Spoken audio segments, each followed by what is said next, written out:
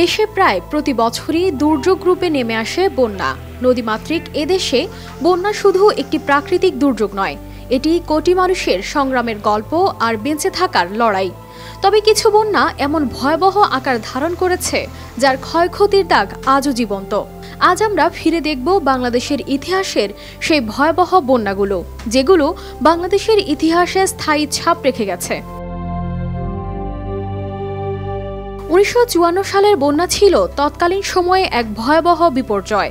ভারতের পাহাড়ি ঢল আর অতিবৃষ্টির কারণে সিলেট অঞ্চল ডুবে যায়। দেশের প্রায় 2/3 ভূমি পানির নিচে চলে যায়। হাজার হাজার মানুষ হয়ে পড়ে গৃহহীন। ফসলের ব্যাপক ক্ষয়ক্ষতি হয় এবং দেশের অর্থনীতি মারাত্মকভাবে ক্ষতিগ্রস্ত হয়।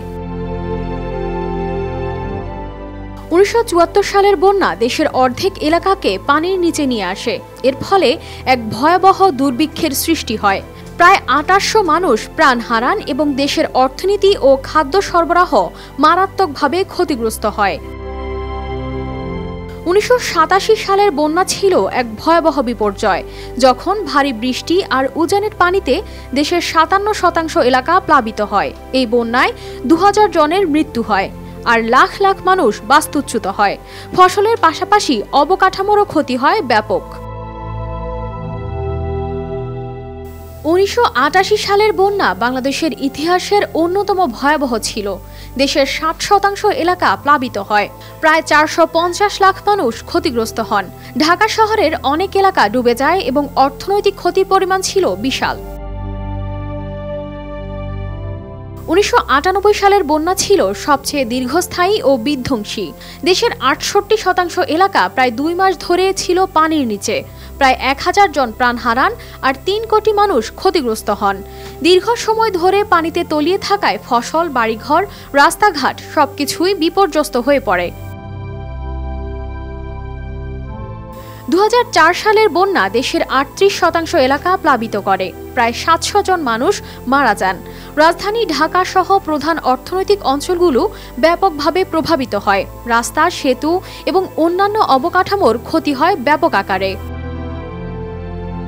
2007 সালে দেশ আবারও দুটি বড় বন্যার সম্মুখীন হয়। দেশের 40% এলাকা প্লাবিত হয় আর প্রায় 1100 জন মানুষ প্রাণ হারান।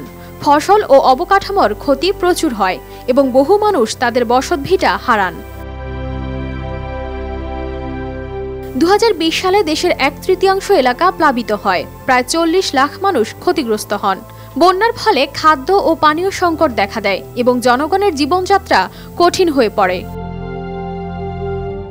2022 সালের বন্যা সিলেট ও সুনামগঞ্জ সহ উত্তর পূর্বাঞ্চলের জেলাগুলোতে ব্যাপক ক্ষতি করে। প্রায় 70 লাখ মানুষ ক্ষতিগ্রস্ত হন এবং ফসল ও সম্পত্তির ব্যাপক ক্ষতি হয়।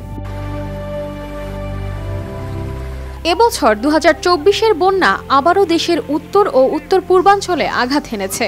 এই বন্যায় ক্ষতিগ্রস্ত হয়েছে দেশের 8 জেলার 357টি ইউনিয়ন। বন্যার প্রভাবে ক্ষতিগ্রস্ত হয়েছেন প্রায় 29 লাখ মানুষ এবং এখন পর্যন্ত 2 জন মারা যাওয়ার খবর পাওয়া গেছে।